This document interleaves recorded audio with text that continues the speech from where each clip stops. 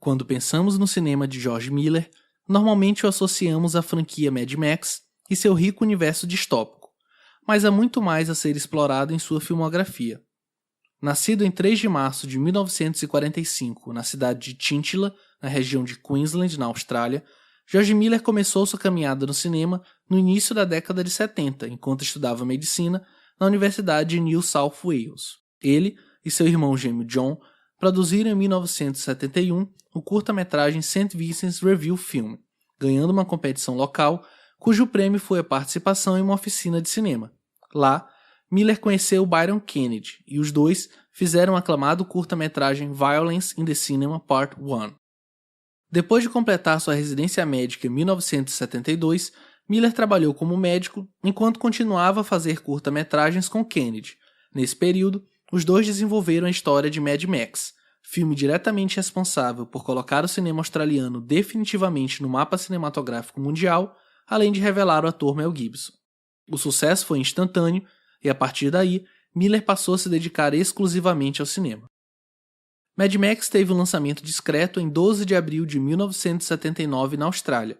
Influenciado por Sergio Leone, John Ford e Akira Kurosawa, George Miller nos insere em um ambiente desértico, hostil e violento, onde recursos naturais estão escassos e as relações humanas destruídas.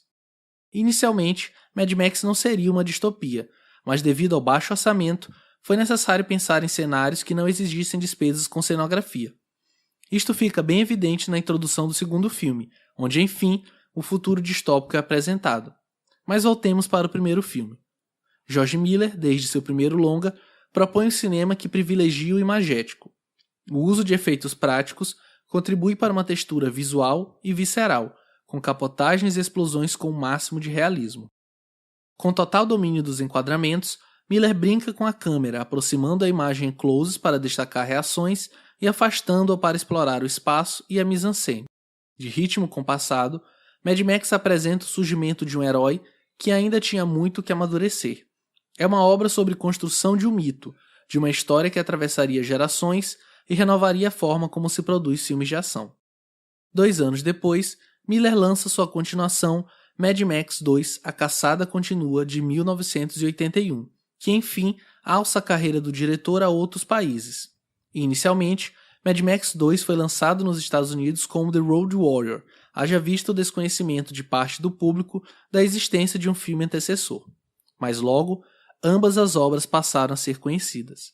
Se em Mad Max vimos de forma cadenciada a formação da personalidade de Max, em A Caçada Continua vemo-lo já consolidado como um homem livre, sem lugar no mundo e desesperançoso. Max afasta-se da sociedade pois não vê mais futuro nela, levando-o ao isolamento social. Além de possuir uma narrativa mais fluida, A Caçada Continua se mostra uma continuação que agrega a franquia, não só pela evolução de Max, mas também pela evolução na direção de Miller. Graças a um orçamento maior, o caos controlado que vimos em 1979, 2 anos depois tem uma evolução muito importante para o que viria a se tornar a franquia. Ação desenfreada, críticas ao consumo insustentável de recursos naturais e efeitos práticos fazem de Mad Max 2 A Caçada Continua um dos melhores filmes de ação de todos os tempos, e isso não é descomedimento vazio. Segundo o próprio George Miller, Mad Max 2 corrige tudo que, segundo ele, não ficou bom em seu antecessor, mas que ainda assim, diante do espírito visionário do diretor, não representaria seu real desejo para com a obra. Chegando em 1985, Miller lança Mad Max Além da Cúpula do Trovão, terceiro filme da franquia, que desta vez sofreu com problemas de produção e com a morte de seu grande amigo Byron Kennedy, que morrera em um acidente de helicóptero durante voos para identificar locações para o filme. Além disso, Miller sofreu pressão dos produtores, que passaram a exigir participações de astros como Tina Turner em inserções de elementos mais populares. Diante dessas dificuldades, Miller abre mão do controle criativo da obra, co-dirigindo-a com George Ogilvy. Essas dificuldades de produção são observáveis nos diversos problemas que o filme apresenta, como ritmo instável, roteiro inflado e conveniente e subaproveitamento da construção dada ao personagem Max. Entretanto, dado o avanço tecnológico e o acréscimo no orçamento do filme, é possível observar uma evolução técnica, especialmente no terceiro ato, quando George Miller assume a direção em excelentes cenas de ação. 2 anos depois, Miller se desapega da franquia Mad Max para lançar As Bruxas de Eastwick, de 1987, filme baseado no livro homônimo escrito por John Updike. Novamente, George Miller tem problemas com produtores do filme que exigiam a inclusão de elementos populares, além de negarem verbas para a produção. Apesar da difícil experiência do diretor, As Bruxas de Eastwick mostrou-se um filme artisticamente imune a problemas externos, conseguindo ser uma obra reflexiva e até certo ponto transgressora, por abordar temas não tão comuns em filmes comerciais, como feminismo, direito da mulher ao próprio corpo, liberdade sexual, divórcio e sociedade tóxica do patriarcado. Miller se mostra um diretor muito versátil ao sair de uma série de filmes de ação para dirigir um drama, embora mantivesse suas características visuais. A direção elegante e cheia de sutilezas compensa um roteiro explícito e por muitas vezes verborrágico. Em 1992, outro drama é lançado por Miller, O Óleo de Lorenzo, repetindo sua parceria anterior com Susan Sarandon. Aqui, o diretor se entrega ao melodrama em uma história tocante e dolorosa. É um filme que provoca aflição no espectador diante do sofrimento de uma família com um filho seriamente doente. Se até então Miller utilizava os movimentos de câmera para mobilizar a ação, em O Óleo de Lorenzo ele o faz para extrair o máximo da emoção de seus personagens. Isso mostra a versatilidade de George Miller, que nunca se contenta com o ordinário. Essa obsessão pelo não convencional fez com que em 1995 produzisse e roteirizasse Baby, o Porquinho Atrapalhado, obra que Miller desejava fazer pelo menos 10 anos antes, mas que a falta de uma tecnologia que produzisse uma eficiente sincronia entre dublagem e movimentação de fala dos animais não permitiu. Como resultado, temos uma fábula de visual impactante, realista e funcional. Baby, à primeira vista, pode parecer um simples filme infantil, mas esconde em seu roteiro uma história de subversão dos papéis sociais que nos são impostos. Baby discute nosso lugar no mundo e a aceitação do que somos. É a história de um porquinho em busca de seu lugar no mundo, ainda que este não seja socialmente aceito. Segundo o crítico Dan Gier, Baby é o Cidadão Kane dos filmes com porquinhos falantes.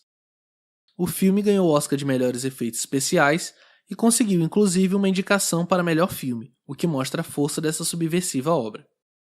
3 anos depois, George Miller lança Baby, o Porquinho Atrapalhado na Cidade. Diferentemente do que muitos diretores fariam, repetindo o que dera certo no filme antecessor, Miller desconstrói a obra e explora não mais nosso lugar na sociedade, e sim o lugar da sociedade em nossas vidas. O filme se aproxima do que George Orwell criara no livro A Revolução dos Bichos de 1945. Infelizmente, o resultado não foi tão satisfatório quanto o primeiro filme, e o excesso de temas que Miller tenta introduzir acaba deixando a obra confusa e perdida. Após este insucesso, George Miller entra em um recesso de 8 anos para retornar com Happy Feet, o Pinguim, de 2006, filme que rendeu o primeiro Oscar ao diretor. Assim como fizera com Baby, Miller utilizou-se de uma história infantil para explorar temas existenciais. Se em Baby tínhamos um porquinho em busca de seu lugar no mundo, em Happy Feet temos um pinguim excluído de seu bando por ter características não aceitas, mas essa é uma leitura superficial de ambas as obras. Assim como vimos no vídeo 4 significados de um filme, podemos melhor explorar uma obra por buscar nela camadas interpretativas. Pode-se ver os filmes sobre o viés de 2 animais trans que não são aceitos por suas diferenças, precisando lidar com seus conflitos internos e, por consequência, com o preconceito de uma sociedade que não os aceita como eles são. Entretanto, assim como acontecera com Baby, Happy Feet, em sua continuação de 2011, se perde em meio aos diversos temas como ambientalismo e paternidade que passam a dividir espaço com o tema da aceitação ao diferente. E finalmente, em 2015, George Miller lança o que para muitos é sua obra-prima, Mad Max Estrada da Fúria, que resgata o seu universo distópico depois de 30 anos. Segundo Miller, Estrada da Fúria é o filme que ele sempre intencionou fazer, porém não havia tecnologia suficiente para a execução de suas ideias, como se a cabeça do diretor sempre estivesse um passo à frente da evolução tecnológica do cinema. E essa espera de 30 anos foi totalmente justificada, dado o que George Miller faz em Estrada da Fúria. Seguindo suas convicções quanto ao uso de efeitos práticos, Miller explora todas as possibilidades de uma filmagem em meio a um deserto, utilizando-se de CGI apenas para complementar alguns cenários ou ocultar objetos de sustentação. Essas imagens mostram como o diretor soube equilibrar perfeitamente todas as tecnologias disponíveis. Mas engana-se quem pensa que Mad Max Estrada da Fúria é somente um filme de ação desenfreada.